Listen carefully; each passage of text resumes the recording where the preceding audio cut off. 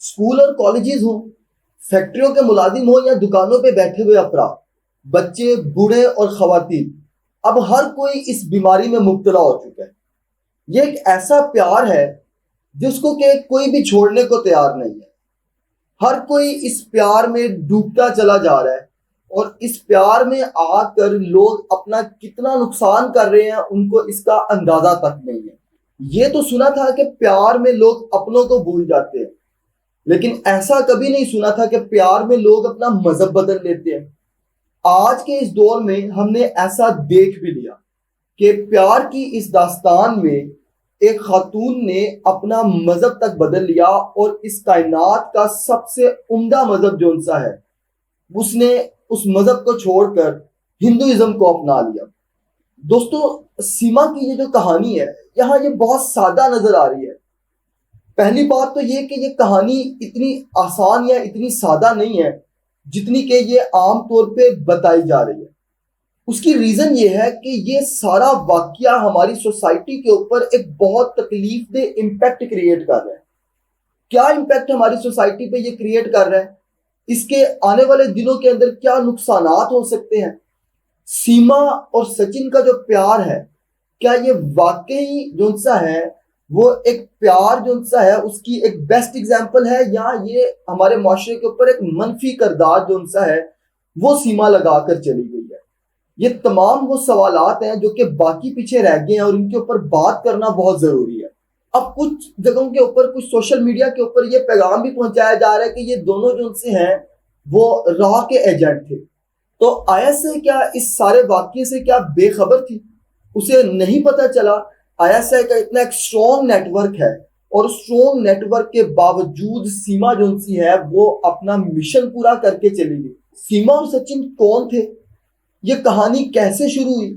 اس کہانی کے اندر جو سا ہے وہ کیا سچائی ہے، اور اس کہانی کا جو سا ہے وہ ہماری سوسائٹی کے اوپر کیا امپیکٹ ہے، ہمارے معاشرے کے اوپر جو سا ہے وہ کیا امپیکٹ ہے، اور ہماری مسلمان جو سی نسل ہے، نئی آنے والی نوجوان، ان کو یہ سیما اور سچن کی جو پیار کی کہانی ہے وہ کیا منفی پیغام دے رہی ہے؟ ان تمام سوالوں کے جواب آج کی اس ویڈیو کے اندر ہم ڈسکس کریں گے، لیکن اس سے پہلے آپ میرے چینل کو سبسکرائب کریں، بیل آئیکن کے بٹن کو کلک کریں تاکہ ایسی نئی آنے والی ویڈیوز جو سی ہیں وہ آپ کو بر وقت مل سکے۔ میرے اس چینل پہ آنے والے دنوں میں آپ کو بہت ورسٹائل کنٹینٹ ملنے والا ہے۔ ناظرین، آپ کو صرف کیا کرنا ہے، مجھے سپورٹ کرنا ہے، اور اس کے لیے آپ کو سبسکرائب کے بٹن پہ کلک کرنا ہے۔ پاکستان کی پولیٹکس ہو یا انٹرنیشنل پولیٹکس، آنے والا کوئی بھی ایونٹ ہو، چاہے وہ کھیل سے تعلق رکھتا ہو، انٹرٹینمنٹ سے تعلق رکھتا ہو، یا پھر سوشل لائف سے تعلق رکھتا ہو، اس ایونٹ کا کریٹیکل انالیسس اور فیئر انالیسس میں اپنے اس چینل پہ آپ کے ساتھ اب شیئر کروں گا۔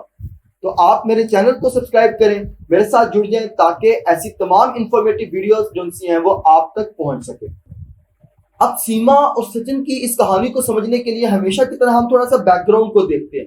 یہ کہانی عشق کی 2019 میں شروع ہوتی ہے، جب ایک خاتون پیراشوٹ کے ذریعے بھارتی علاقے کے اندر اترتی ہیں، اور وہاں ان کو ملتا ہے ایک بہت خطرناک دشمن۔ اس دشمن کے ساتھ ان کا 1 to 1 مقابلہ ہوتا ہے، اور ناظرین اس مقابلے میں تھک ہار کر خاتون اور وہ جو دشمن ہے آپس میں یہ فیصلہ کرتے ہیں کہ اب ہم جو معاملہ ہے وہ بات چیت کے ساتھ طے کرتے ہیں، اور بات چیت کرنے کے دوران یہ معاملہ پیار اور محبت تک پہنچ جاتا ہے۔ دونوں آپس میں محبت کرتے ہیں میدان جنگ میں، اور پھر آپ یہ چھوٹا سا کلپ دیکھیں اور اس کے بعد ہم ویڈیو پہ واپس آتے ہیں۔ سیما سے بات کرتے ہیں سب سے پہلے۔ سیما، سب سے پہلے آپ کا پورا نام کیا ہے؟ میرا سیما غلام حیدر پورا نام ہے، اور اب یہاں سیما سچن ہوگا قریب بہت جلد۔ پب جی میں ہوئی ملاقات، فرسٹ ٹائم تو ہم ساتھ میں گیم کھیلتے تھے وہیں میں، اچانک ایک بار اچانک سے آ جاتے ہیں، کہیں سعودی کا بھی ہوتا ہے، انڈیا کے، پاکستان کے، سب مل کے ہی کھیلتے ہیں، 4 لوگ کھیلتے ہیں، تو ہم یہ اچانک سے اپنے دوست کے سنگ کھیل رہے تھے، تو یہ 2 آ گئے ہمارے ساتھ، تو اسے پب جی کھیلتے کھیلتے تقریباً 2 مہینے تک تو پب جی کھیلتے رہے، پھر نمبر دیے ایک دوسرے کو، پھر ایک دوسرے کو اپنی کنٹری دکھاتے تھے، یہ مجھے اپنی دکھاتے تھے، میں ان کو اپنی دکھاتی تھی۔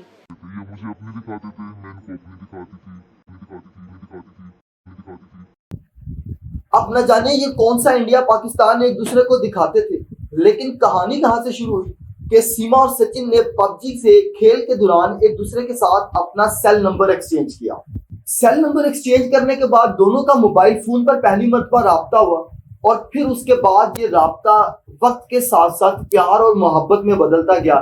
پہلے میرے سونو نے کیا کھایا، کیا پیا، کیا کر رہی ہو، ان سوالات کا سامنا کرنا پڑا، اور پھر ان سوالات کے بعد جو سا ہے وہ سیما اور سچن ایک دوسرے سے پیار کر بیٹھے۔ سیما کا تعلق پاکستان کے ایک صوبہ سندھ میں خیرپور کوٹ بنگلہ سے ہے۔ ان کا ڈیٹ آف برتھ جو دکھایا جا رہا ہے آئی ڈی کارڈ پہ وہ 2002 ہے، جو کہ ان کا شناختی کارڈ پہ درج ہے اور ان کی ڈاکومنٹیشن پہ بھی درج ہے۔ سیما کے 4 بچے ہیں اور اس کے شوہر کا نام ہے غلام حیدر۔ غلام حیدر جیکب آباد کا رہنے والا شخص ہے۔ جب سیما انڈیا پہنچ جاتی ہے تو انڈیا پہنچنے کے بعد سوشل میڈیا کے ایک انٹرویو کے ذریعے غلام حیدر جو سے ہیں وہ سیما حیدر کے شوہر بن کے سامنے آتے ہیں اور یہ کلیم کرتے ہیں کہ جناب سیما جو سی ہے وہ ان کی بیوی ہے۔ لیکن یاد رہے غلام حیدر کے پاس نہ تو کوئی ڈاکومنٹیشن موجود ہے، نہ کوئی نکاح نامہ موجود ہے، صرف زبانی کلامی ویڈیوز کے اوپر وہ کہہ رہے ہیں کہ سیما جو سی ہے وہ ان کی بیوی ہے۔ سیما کا غلام حیدر سے کوئی خاندانی تعلق نہیں تھا اور نہ ہی کوئی محلے داری تھی۔ ناظرین، جس طرح سیما کا سچن کے ساتھ موبائل فون پہ رابطہ ہوا، اسی طرح 2014 میں سیما کا غلام حیدر سے بھی رابطہ موبائل فون سے ہوا تھا، اور پھر سیما نے غلام حیدر کے ساتھ بھی جو سا ہے پیار کی شادی کی تھی۔ سیما نے غلام حیدر کے ساتھ کورٹ میرج کی تھی بقول غلام حیدر کے۔ ناظرین، یہ مختصر سی سٹوری ہے سیما اور سچن کی، جس میں ٹوسٹ کے طور پہ ان کے شوہر بھی سامنے منظر عام پہ آ گئے۔ بہت ساری اور حقائق ہیں جو ویڈیو میں بھی آگے چل کے آپ کے ساتھ شیئر کرتا ہوں، لیکن یہاں پر ایک لمحہ فکریہ، سیما اور سچن ہمارے معاشرے کے اوپر کیا امپیکٹ کریٹ کر کے، سیما کیا یہ بتا گئی ہے۔ اب انڈین میڈیا جو سا ہے وہ اس سارے سینیریو کو اس طرح بیان کرنے کی کوشش کر رہا ہے کہ دیکھیں ایک مسلمان خاتون نے جو سا ہے وہ ہندو دھرم جو سا قبول کیا، اور اسلام جو سا ہے وہ مسلمانوں اور خواتین کے لیے ایک محفوظ جو سا ہے مذہب نہیں ہے۔ اب ناظرین، سیما کا یہ قدم اپنی ذات کے لیے اچھا ہے یا برا ہے اس کا تو مجھے نہیں معلوم، لیکن یہ ہمارے معاشرے کے لیے بہت منفی ہے۔ یہ انڈین میڈیا سارا اب یہ پروپیگنڈا کر رہا ہے، یہ سازش کر رہا ہے کہ جناب اسلام میں خواتین جو سی ہیں ان کی عزت محفوظ نہیں ہے، اور دیکھیں ہم نے کس طرح جو سا ہے وہ ایک مسلمان خاتون کو پاکستان سے انڈیا بلایا اور وہاں اس کا دھرم چینج کیا، دھرم چینج کرنے کے بعد یعنی مذہب چینج کیا، اور مذہب چینج کرنے کے بعد اب ہندوازم کے اندر یہ خاتون اور بچے بالکل خوش ہیں۔ آپ اگر ان 4 بچوں کی ویڈیوز آپ کی نظر سے گزری ہے جس میں وہ بتا رہے ہیں کہ پاکستان اچھا ملک نہیں تھا، پاکستان کے لوگ اچھے نہیں تھے، اب ہم انڈیا میں آئے ہیں تو انڈیا میں ہم بہت خوش ہیں، تو یہ ایک پراپر جو سا ہے وہ پروپیگنڈا اس بارے میں تیار کیا گیا ہے جو کہ بہت ہی منفی قسم کا جو سا امپیکٹ کریٹ کر رہا ہے۔ ایسا ہرگز نہیں ہے۔ تو سیما اور سچن کی جہاں یہ کہانی بہت انٹرسٹنگ لگ رہی ہے لوگوں کو، وہاں اگر اب میرے انداز کے اندر دیکھیں، اس انداز میں سوچیں تو یہ کتنا بڑا جو سا ہے وہ ایک نیگیٹو امپیکٹ ہمارے ریلیجن کے اوپر یہ کریٹ کر گئی ہے۔ آج سے پہلے ایسے واقعات میں نے اپنی زندگی میں نہیں دیکھے کہ کسی نے اسلام کا مذہب چھوڑا ہو۔ لوگ اسلام کے اندر آتے ہیں اور اسلام کا مذہب اپناتے ہیں۔ یہ میری زندگی کا پہلا انسیڈنٹ ہے کہ کسی شخص نے اسلام کو جو سا ہے وہ چینج کیا اور اسلام کو بدل کے وہ کسی اور مذہب کے اندر چلا گیا۔ تو یہ ایک بہت ہی منفی امپیکٹ ہے ہمارے معاشرے کے لیے، اور شاید آنے والی جنریشن جو سی ہے اسے یہ بات سمجھانی ہے اپنے ارد گرد کے لوگوں کو کہ یہ سارا پروپیگنڈا جو سا ہے، یہ ساری سازش جو سی ہے وہ اسلام کو بدنام کرنے کے لیے اور ہمارے معاشرے کو بدنام کرنے کے لیے ہے، جو کہ ہرگز درست نہیں ہے۔ جہاں سیما نے اپنا پیار حاصل کیا وہاں پاکستان کے کلچر کو بھی بہت نقصان پہنچا کر گئی۔ ہمارا کلچر، ہماری ثقافت، ہم اپنی خواتین کو بہت عزت اور احترام دیتے ہیں، ہمارا مذہب ہمارے لیے بہت اہمیت رکھتا ہے۔ تو سیما نے اسلام جیسے باکمال مذہب سے کنارہ کر کے اسلام اور اس کی عمدہ روایات کو بھی بہت نقصان پہنچایا ہے، اور پاکستان کے کلچر کو۔ ناظرین، پب جی گیم جو ہے وہ اس سے پہلے کئی ساری زندگیاں نگل چکی ہے اور بہت ساری زندگیاں برباد بھی کر چکی ہے۔ نور زہرا کا کیس جو ہے وہ ہماری نظر سے گزرا، کس طرح سے وہ کراچی کی ایک معصوم سی بچی پب جی کے ذریعے جو ہے وہ چند لڑکوں کے ٹریپ میں آئی، اور اس کے بعد جو ہے وہ سارا سینیریو کریٹ ہوا، اور خدا کا شکر ہے کہ نور زہرا کے فادر جو ان سے ہیں ان کی ایفرٹس کے ذریعے جو ان سے ہے وہ بچی جو ان سے ہے انہوں نے محفوظ کی، لیکن پب جی کس طرح ہمارے معاشرے کے اندر منفی طور پہ پینیٹریٹ ہوتی چلی جا رہی ہے اور ہمیں اس بات کا اندازہ تک۔ اسی طرح نیوزی لینڈ میں ہونے والی دہشت گردی کا واقعہ بھی ہمیں یاد ہوگا کہ اس شخص نے پب جی میں جس طرح فائر کرتے ہیں اس انداز کے اندر مسجد میں جا کے فائر کیے اور بے شمار مسلمان جانے جو ان سے ہیں وہ جا چکے، لیکن اس بار پب جی کا یہ اٹیک ڈائریکٹ مسلمانوں کے ایمان پر تھا، جس کو کہ بڑے اچھے طریقے سے پروپیگیٹ کیا جا رہا ہے اور اسے بڑے اچھے طریقے سے جو ان سے ہے وہ پھیلایا جا رہا ہے اور اس بات کو باور کروایا جا رہا ہے بار بار کہ جناب ایک مسلمان خاتون نے جو ان سے ہے وہ ہندو دھرم قبول کر لیا۔ بقول غلام علی کے سیما ایک مسلمان خاتون تھی۔ غلام علی جو کہ سیما کے شوہر کہلاتے ہیں، ناظرین وہ یہ کہتے ہیں کہ سیما کے ساتھ انہوں نے جو وقت گزارا اس دوران سیما نماز اور مجلس کا بھی اہتمام کرتی، لیکن انڈیا پہنچنے کے بعد یہ کہانی بہت مختلف نظر آتی ہے۔ جب ایک انڈین اینکر نے سیما سے کلمے سننے کا کہا تو سیما کو کچھ بھی نہیں آتا تھا اور سیما کا جواب یہ تھا کہ جناب میں اب دھرم بدل چکی ہوں، مذہب بدل چکی ہوں، تو میں نے کلمے جو ان سے ہے وہ سنانا چھوڑ دیا۔